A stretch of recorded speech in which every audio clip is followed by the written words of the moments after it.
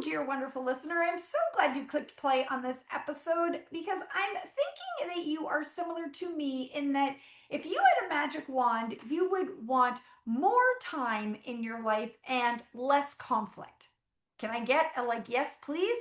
Well, today I have Dr. Shonda Hill on the show, and she helps. I already had the interview, so I know she does help us learn how to have less conflict and more time. It's a wonderful conversation. I loved connecting with Dr. Hill. She has so much great wisdom to share, and you're just gonna I got off the I think the last thing I said to her is I was like, I have goosebumps and feel like I just marinated in positivity. So I this is a great interview to listen into. Dr. Shonda Hill, let me tell you a little bit about her. She helps busy women and moms talk less to achieve more. You might consider her a communication expert. She is a mom of three, so she's got her communication miles in there. She's been a wife for 25 years. She is a doctor of higher education and runs a management consulting and coaching business. She is passionate about helping women learn better communication skills so they have more energy to do the things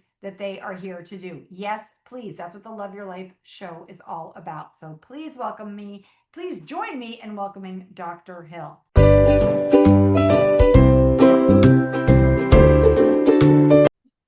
All right, and welcome to the Love Your Life show, Dr. Hill. I am so excited to have you on today. Thank you.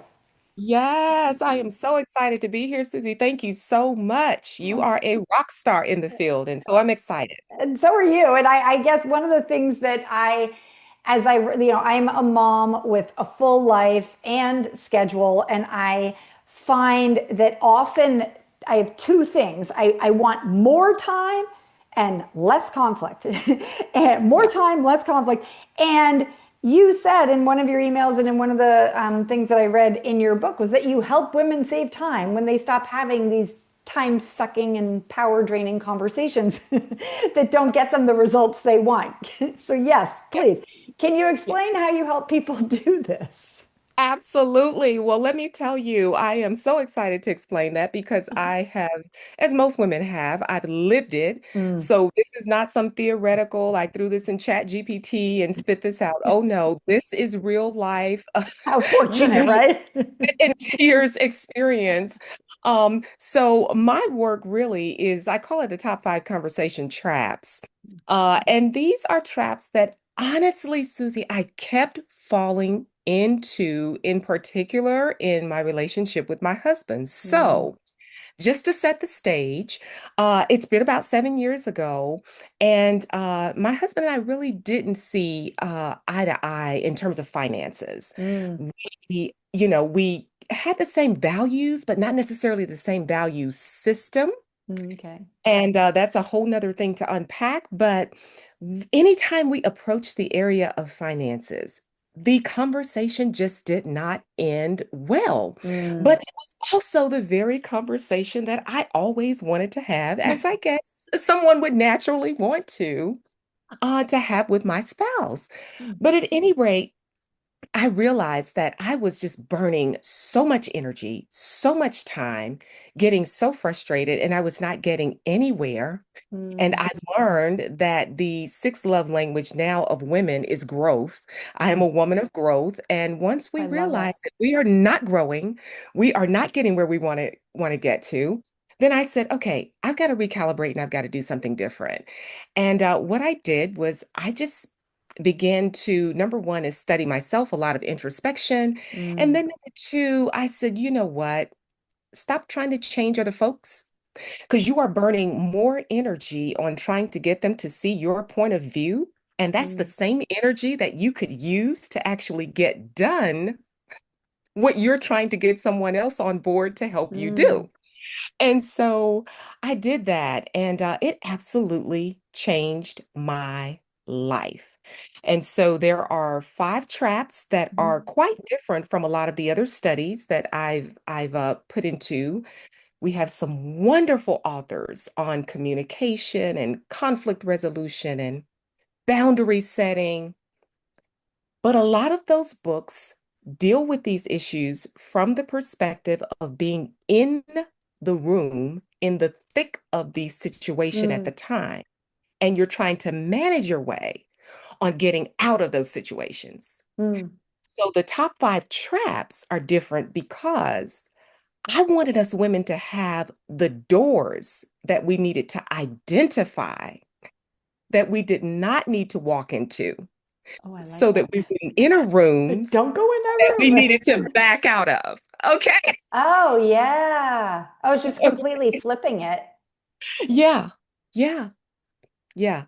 Yeah. Oh, I really like that. I also, so I just want listeners to hear because I love your sixth love language is growth because that is what people, I mean, they're listening to Love Your Life show, which is all about like tips and tools to learn how to love your life more. And they're just going to love that. They're like, yeah, that's my love language, the growth. And we get into trouble when we're hoping other people also have that same love language in the same way we get into trouble with love languages. Like if my love language is words of affirmation and my husband's is acts of service and I just keep wanting him to, be fine with my words of affirmation, like that's just, hitting my head against a wall. And if I want my husband to have the love language of growth and self-reflection and change, that's Yeah. not so helpful in Yes. that moment. So tell me more about maybe what these doors are that we don't even want to walk into. Like, what are some of the conversation traps that you find us stepping into? Absolutely. So I tell you, Mhm. we could get into, very deep with all five. So I'll just pick out the top three. Mhm. So let's go with the one that I kept walking into. Number one is I called it the Groundhog Day trap door. Okay. And that one, AKA, is you already know how this conversation is going to end. Trap. Okay. We already know. So the Mm, minute we begin the conversation, the minute those trigger words of bills, mm. honey, how much money is in the account? Are you going to pay this? You know, Yeah. anytime I would get close to those words, and you already know what those words are, you know what Mm, they are because your energy has paid the price for those words before. You mm, already know what they are. So those trigger words, you don't have to do a lecture on those. Well, when I would enter into the Groundhog Day mhm, trap, I would pause because immediately I would say, I've been here before. I've already paid an energy price for this. Honey, you've got this. End of discussion. mm, I didn't say anything else about it. I trained myself on these five phrases that go along with these mhm, traps, and the triggers of the price that you've paid actually is going to set the trap off, and it is going to immediately go to a one phrase, just one single phrase. And I mm, would tell my husband, I said, baby, you got this. And I would just walk away. Now, mm. eventually, what happens is your spouse or partner or whoever it is, they begin to catch on and They're they like, begin something to is ask the different here. question. They say, wait a minute, what's going on? Something is happening here. And what I'm doing and what we're doing when we do this is we give that individual the space to do whatever it is that they need to do and the space to do whatever it is that you need to do Mhm, because you think, oh, they're the ones that need to change. There was nothing wrong with my husband being a free bird. I'm a mhm, conventionalist in terms of, Dave Ramsey's terms. mhm, There's nothing wrong with that. Right? I wanted him to change to be a conventionalist. He's not about to change to be he's not. He's a free bird. mm, He loves not asking what the price is. He's mm, not interested in going down the budget and checking ahead of time. He's not going to do that. mhm. Asking to change his DNA. Okay? His financial Yeah. DNA. Okay? As Mel Robinson, just let him live happily as a free bird. Mhm, And In those areas where you know you do need to intersect, where you do need to come together, because there has to be time for Hmm. collaboration. And let me say this, you're not giving up on the relationship because you're allowing silence to speak. What you're doing is, I began to realize, and we have to realize, that our words really aren't the things that change people in the first Yeah, place. no, they are not. They're like, good argument, Susie. No, that's not. Yep. It's not. No. What changes people is allowing people to see themselves in whatever it is that you're talking about, Mm. and to see the value, okay, in you all collaborating on it. Okay, Mm. that's what changes things. People have to see themselves, and they have to see the value in whatever it is that you're talking about. Mhm. And me continuing to talk, the Groundhog Day was not doing it. Mm. Okay. No. Well, and it's so interesting because it's like that's where I think a lot of women spend their brain power in, Mhm. like you just said that you're feeling this discomfort, back 7 years ago, you're feeling discomfort. So you went into self-reflection on yourself and what you can do. And then our next step is sort of then to self-reflect on them. Like, why is he a free bird? I wonder what about his past gets him in this. And we're like spending time in our head doing what they should be freaking doing for Yes, themselves. So yes, that sort of like when you're saying the only reason people change is that they see themselves and they see yes. value in it. I know so many listeners can resonate with this that we might be able to see their patterns. And so then what are we doing? We're telling them like this is what you're doing, or this is because you have that issue with your mom, or this is because you were whatever. And then Mhm. we're like forcing the value on them, which is it doesn't feel good. Like, so just I really like, and I just want listeners to hear this because it really is like the let them theory at a graduate level, where like we let them be them, like let them be them, and then let you discuss what your thing is. So instead of trying to change them, change you and your reaction to what's going on and acceptance of who they are. Is that what I'm hearing? Absolutely, absolutely. Because, and this is the other thing. When I began to treat, number one is it's exhausting. Mm, right. It is exhausting. Okay, at the end of the day, what I began to realize, I started treating my conversations like money. Okay. Hmm. These five traps, I began to assign about $100 Oh, I to love each trap, that. Susie. So it's Yeah, $500, let's say, that I have to spend in energy a day. I love that. Okay. And I literally one time took cash out, okay? And I said, okay, listen, if I'm going to keep going back and forth with you, falling into this Groundhog Day trap, this $100 needs to go. I just lost $100. Yeah, I yeah. just $100. And this is very serious because I began to realize that once I started treating my energy, the Mm, energy connected to these conversations like money, and I freed myself up to be innovative. Baby, you've got this. You go do your thing. mhm, Then I went over financially. Now, I did. I had to set up a separate financial system. mhm, I had to, do a different type of budget. I went ahead and set up the financial system that I kept trying to influence him, that I wanted him to be a part of. mm, And that energy, it shifted my life 100%. I mean, I began to win awards at work. I began to, people would say, please, let me nominate you for this. Not, mm, I would like to be nominated for this award, but people began to see mm, that I owned my energy. I owned the patterns of my conversation. mm, I owned it. And when I began to own it, I then could begin to bank it. mm. Yeah, Okay. yeah. So it went into my bankroll, and I had Mm, enough energy to retire at 51 debt free. I had enough energy to, yeah. say, let me go now. Let me reach in this bank now, and now I can go have fun. I Hmm. mean, we are giving away the power to produce the things that we are trying to convince other people that we want them, to be a part of and Mm-hmm. to see.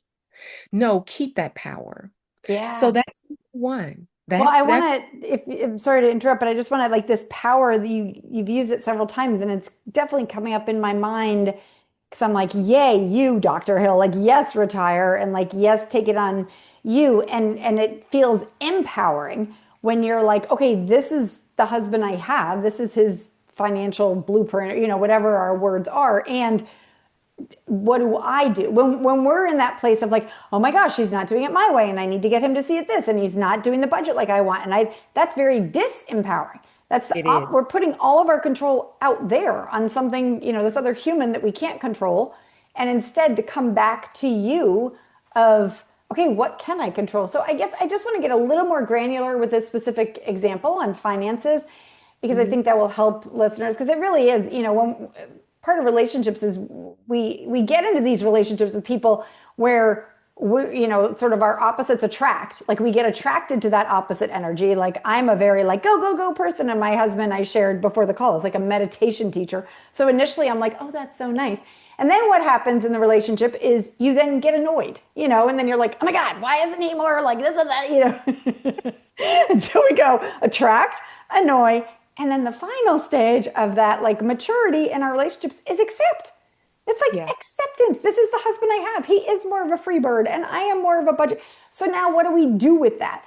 And so when we're looking at your finances in particular and how this groundhog used to come up, is it that you would sit down and you would say like just give me a little example of what that conversation would look like. What are the bills? And you're looking for him to do the budgeting and he's looking for you to, I don't know Well, what. exactly. So particularly in finances now, Mm-hmm. now if this is a touchy subject. Now Mm-hmm. remember, still over 50% of marriages end because of finances. Oh yeah. And why? Because it is a day-to-day activity. In Mm-hmm. some cases, it's an hour-to-hour activity that folks have to visit every single week. Yeah. Uh, and so we would sit down and I would say, you know, we have this amount of money. Let's say it's $5,000. Mm-hmm. Okay. Um, what do we want to do this week with this money? Now, Mm-hmm. let's say part of the money, if we got paid every 2 weeks, it didn't stretch. Mm-hmm. Okay, Yeah. over Right. until the full end of the week. So then we needed to make decisions with that budget about where did this money go? Do we prioritize this or do we Mm-hmm. prioritize that? I am a type person. Now, this is important. I am a type person who I am comfortable and happy when all of the bills are paid. Mm-hmm. I don't have to have necessarily the excess fun. It's a discretionary matter. Mm-hmm. I'm good. I'm happy. And it's fun to me if Mm-hmm. the bills are paid. Yeah. Okay. Listen to me, Susie. A lot of men are not going to hear that. Okay. They need to have some fun as well as women. They're Right. like, It's just the type of, right. everyone, It's like the opposites attract again. So let me guess that your I'm, husband doesn't I'm a find it little, so fun to have the that's right. spreadsheet where you're like, check it That's out, right. honey. Exactly. Look at this. I mean, now I was a different type of person. I've come out of that quite a bit, Yeah. but I didn't have to have all that. And he sacrificed a lot as well. Now, I'm not saying he Right. did Yeah. not. However, he believed in when are we gonna live? Mm-hmm. I mean, we have got to live. Mm-hmm. We have 3 children. Mm-hmm. And so, well, they're pretty much, grown out of high school and college and all of that right now, or last year's in high school. And so that budget, you're thinking, well, we've got to do this, Mm-hmm. and all of these necessities. And he's looking at the budget saying, listen, Mm-hmm. the necessities are fine, but can we go golfing? What about some Yeah. vacation time? Well, I had to realize, listen, I'm not going to treat this budget as an accountant. Okay. What I had to start doing was taking the top 3 things, Susie, the top 3 things that must be done. Okay. Mm-hmm. I would say, as long as these top 3 things are done, everything else we can work out. That was my Mm-hmm. compromise. Yeah. Yeah. Okay. The top 3 things. And from there, we began to just manage. Now, I still had to set up a different financial system for me. Mm-hmm. We had a shared budget that we worked with, Mm-hmm. and that's where we did the top three, and we moved from there. With my budget, I decided I wanted to retire early. Mm-hmm. And so I needed to work to get out of debt and da da da da. And so I moved automated funds to a separate account. Mm-hmm. And from I just lived slimly. I drove a 2002 Yeah. old Lexus car. I did whatever I needed to do to climb out of debt. And then I allowed my husband, though, after we finished those top three Mm-hmm. things, to live his life. Yeah, that's Come why I thank you so much for on, love your slowing that life, down. husband. Because that's what I wanted, right? That's what I wanted to hear for the listeners to hear that whether it's because finances is a big thing, but family is another big thing, parenting is another big thing that that we get these relationships are here to bring us together and then press us into that next level of growth. So whether it's finances or not, what I want listeners to hear, Dr. Hill is saying is like you sort of go in and then you accept like this is the husband I have, this is the me I am, I like fun this way, he likes fun this way. But what you said earlier in the conversation is you don't just abandon the relationship, this sort of like, well, screw this then, let him do whatever and I'm just going to feel resentful and pissed and over here. Mm, No, you sort of you stopped, you took a break, you backed up and chose like what is important to me. Okay, these three things. What is important to him? These and then in terms of we're talking finances, that is something that helps a lot of people. Like you sort of have that. Okay, here's your budget for fun. You don't get to do all the fun things, just like Dr. Hill doesn't get to do all the budgeting of every single family expense. But that's where I just wanted listeners to hear, and thank you for going through that experience where it's like both people are still being considered. It's actually so much kinder in the relationship that it's not that one is better than the other or worse than the other. It's just like both are. And how do we get out of these groundhog conversations by coming at it? And I guess the final piece of that is your power phrase with that conversation there is you've got this, babe. So what would happen is would he say something like, I don't know how I'm going to stretch my $500 to do my golfing and my Bermuda and my this, and you, got this. yeah, It's not my business. yeah, See, right. that's No, because you're not, not going to overfunction anymore. You're not, yeah, I'm not overextending. wasting I'm your not. energy. Oh, no, no, no, no. I am excited. And let me tell you the hinge on the door. Here was the Mhm. hinge. I learned what you complain about, you lose grace for.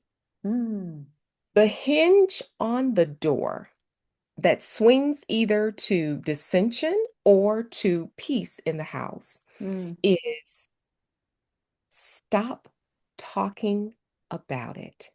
Stop talking about what you are doing on the other side, working your budget. And it was hard. It was mhm. hard. It really was. Mm. I was just It would exhausted. be very hard You, for our because listeners. you I want them to hear this. Stop talking. stop Look at talking about how wonderful I am. I budgeted and I'm doing this and I'm doing that. Yes. it. Just quit. Yeah. Because remember, like I said, I would have to look at the family budget, and he would too to a certain extent in terms of just keeping the money flow coming in. Hmm. Listen, these are good, amazing partners. I'm Hmm. not talking about narcissists, abusers, or crazy Right. people. Okay. Right. They It's don't just fall in doing that it category. different. I think that's what I'm hearing. We're just doing things differently. And Mm, so we, if talking about it, continuing to talk about the issue, number one is it drains the energy, the much needed energy, the money energy that you need to spend to make it happen. hmm. It Mm. drains that. And then number two, don't even talk about what you're doing on the other side of the door. Don't even talk about Keep that door closed. Don't go in there. Yeah. it. The only face that they need to see on the other side is you've got this. And I mean this in a loving, real, Hmm. genuine way. One of the things I also did in my relationship, and I do it now, is I created touch points. There's a certain, like my husband's very busy. I have touch points, particularly during those tension times when he was seeing money disappear Hmm. out of the account because I'm needing to pay certain things down. Hmm. I made sure that I touched him, just rubbed his back Mm. Oh, so 3 times literal a touch day. points. Yeah. Little touch points, physical touch points of Hmm. just, it does a couple of things. When you're saying these phrases with these Hmm. traps, they understand that you're not being cynical, you're not being, Resentful. no Yeah. resentfulness behind it. You need to touch your partner just gently throughout the day, just to Mm. reassure them that things are going well, while you are on the other side, Susie, getting busy. Hmm. You're Yeah. getting busy, Yeah, living well, your you're doing it your way, and it's a and life. I love the touching because that like if anyone is in a more long-standing relationship, they're probably used to like you may be saying like, "Oh, it's okay, fine," and going off and doing it your way, but having those feelings of resentment and pissiness and irritation that he's not doing it your way. And instead, when you bring this new Dr. Hill there and you're saying like, no, I'm going to learn and accept you for who you are, accept me for who I am. There isn't a better or worse. And I'm going to touch you to, it's going to calm his nervous system, with all the work that I do on somatic healing, where it's like, it actually is like putting the truth behind the words. It's like, you've got this, babe. And you aren't like, you've got this, babe. Yeah, It's like, you've got this, babe. Like, and it's not my job to figure out how you've got it or to overfunction in this way or to like, you've got it. And then you, with your amazing brain, Dr. Hill, you let him have it. Like, let him get it. Let him figure it out. Let him. I really like that a lot. yes. Yeah. Free yourself, yes, to breathe and to do, live your dreams, live your Yeah. dream.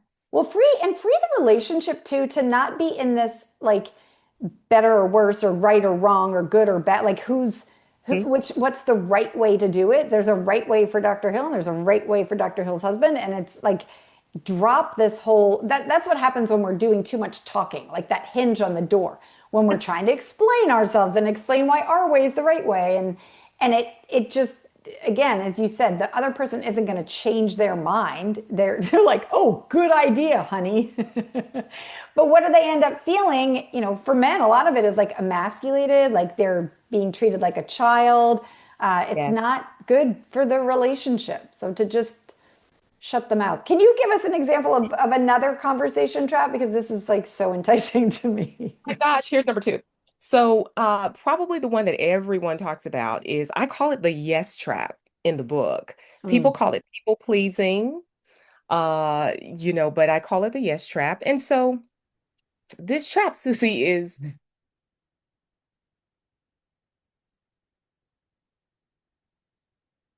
number one, be honest with yourself about people who you are not going to say no to. Oh. Okay. Mhm. First off, let's go ahead and let's just be honest. Mhm. Okay.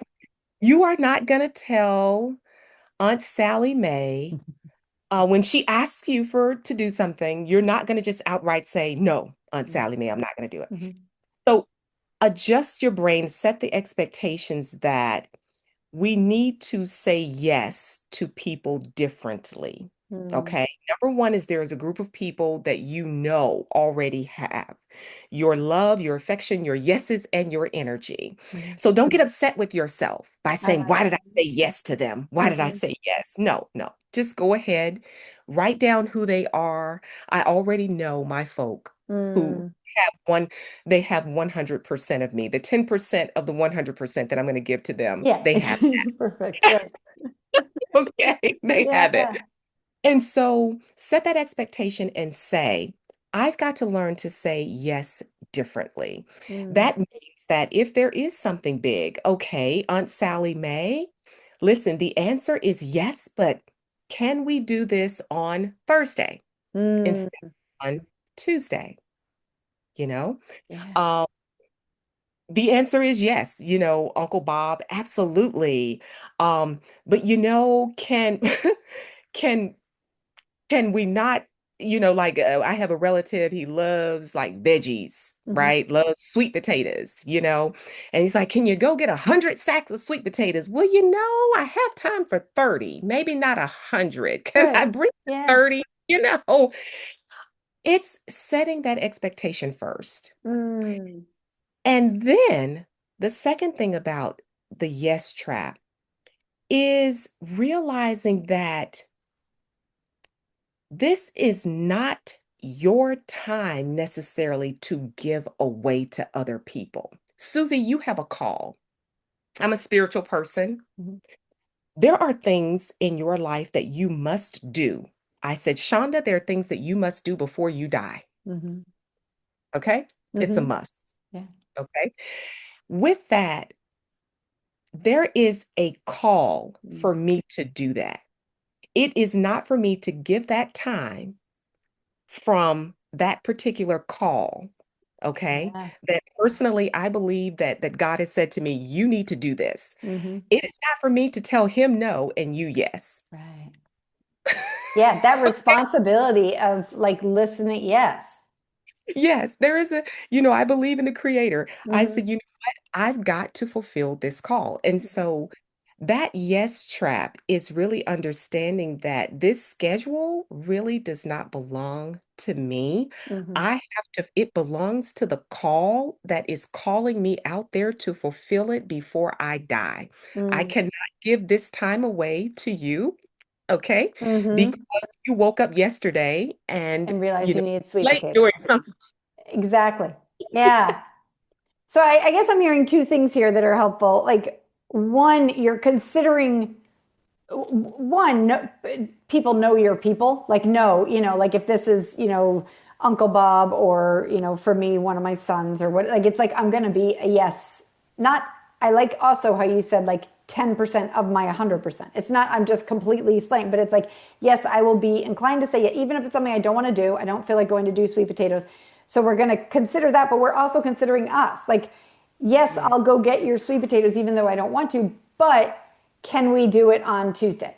Yes, I'll get together to talk to you about the thing that you've been complaining about for 15 years, Aunt Sally Mae, even though, because I love you. But can we do it at coffee on Saturday? So bringing yourself into that equation is helpful. And Mm. the other part I'm hearing from you is this spiritual side that we have a call or responsibility, or if someone is not feeling very spiritual on this call, just knowing that that inner Yeah. you, that Yes. inner you that has this, when you're initially asked, like, can you go get 50 bags of sweet potatoes? That first instinct that's like, listen to that. And you have a responsibility to your inner self, if for no other reason, because if you don't pay attention to that inner self, you're going to be a snotty, pissy little lady on the other side of that door. And so Yeah. that's the part to listen in and honor that in ourselves and in the experience is what I'm hearing from you.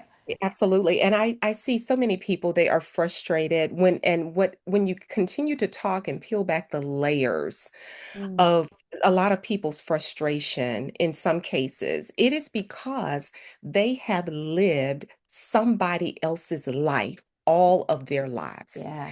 They have lived a yes life, but that yes is somebody else's life. Mm-hmm. You are not living your life. Yeah. When you are consistently saying yes to everyone else's schedule, yes to everyone else's dreams, yes to everyone else's desires, um, you've got to, Yeah, yeah. what about you? I mean, that is like one of the top regrets of the dying. And unfortunately, that's also one of the things we are most praised for as women, being those selfless, needless, wantless. Like, this whole like, oh, I've heard people before at the funeral be like, she just did everything for everyone. And I'm like, oh my gosh, like, can we stop having that be the thing, the meter on which we're like praising people that she completely abandoned everything about her to take care of Uncle Bob's potatoes? Like, no. That's it. Yeah. Yeah, yes. So that's the yes trap. And Mm. it's it's beautiful. Like I said, people call it people pleasing, whatever the terminology might be, but I call it that particular door when someone comes to you and they want you to do something, for them, with them. Um, it's important to train our brains that number one, okay, who is this? Are they in the category where they're Mm. getting 100% of the 10% that I have allotted to Yeah. this group of people? Hmm. And then and then just number two, what purpose call? What part of me am I giving up Mm. that later on in life I'm going to regret? And that could be Hmm. tomorrow later on in life. Mm. What piece of me am I giving away that is not creating the whole part of me Mm. that takes away from me showing up as my whole self, a Mm. year from now, 5 years from now, 5 minutes from now. 5 minutes from now. Love that. Yeah, Yes. I really appreciate that. I know I didn't even realize this is one of the messages I gave to my kids, but my son just applied for something and he shared in the interview. He said, "Well, my mom always said if when you say yes to something, you say no to something else." And I was like, "Oh, yeah, okay, good. That was Glad good. I don't know if I always said that, but good because I was living a people pleaser life for a while." But that point there of just recognizing everything has a payoff. So we might in the moment feel better because Uncle Bob is so happy because he got his 50 bags of potatoes. But how are we feeling in 5 minutes, in 5 years, in 10 years at the end of Mhm. our lives? That's Yes. just beautiful. Yes. Yeah. Yes. You got time for one more? If you want one more, we can go for it. If I not, I think I want people. I'm like so eager. I'm in Australia and I can't get books easily in Australia. Amazon Australia is like very ridiculous. So I have a whole list of books that I get the next time I visit the States. But I I really love want listeners to get your book. So I think let's leave them hanging. I'm it. sorry, listeners, but like this is magical. I've read enough of your work to know that it's an amazing book to get, that they can get it on Amazon. Unless they're in Australia, then they can be with me. And I actually also put a request into the local library to get it because that's sometimes how I get them easier. Mhm. They'll grab it. Um, but yeah, Yes. I would love to just tell listeners where they can find the book, where they can find more about you, and learn that third thing. I'm leaving them hanging, Leave Dr. it Hill. hanging. I love that. I love that about you. Well, of course, it's out there on Amazon and it's in all formats.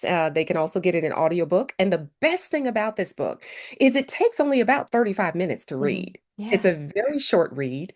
So they can get it out there. Also, I have a small store on my Instagram, Okay. and that's Shonda Allen Hill. And so they can find me there. Okay, I will put those links, listeners, below when you're scrolling through the show notes. Just look below; it'll be like the hyperlinked letters in there, and I love it. And I do want to emphasize that Dr. Hill, it's not a long book, but the whatever the transaction is in the action. Like you will have the benefit if you do something. So can you give the listener who's listening and wants a little bit of inspiration to maybe try either to step out of one of these traps? Like if they're feeling they don't want the groundhog anymore or the people pleaser, like what, because it is a little uncomfortable. The first time you say to your spouse or to your parent or whoever you're trying to step out of these steps, so to say like, you've got it, babe, or to say like, yes, but could we meet Saturday?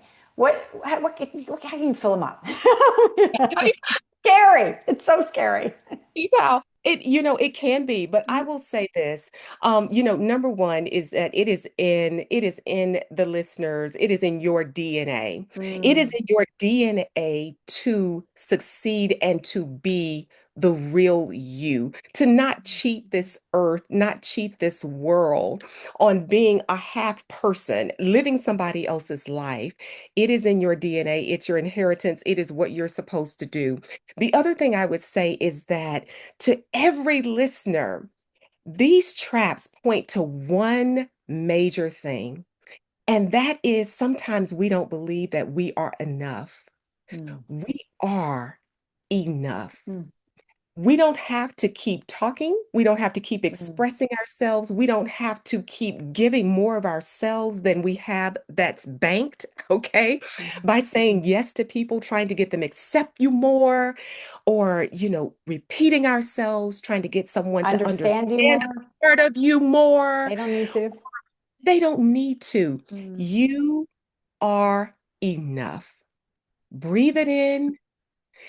Don't walk through these doors. Don't fall into the traps and live your best life.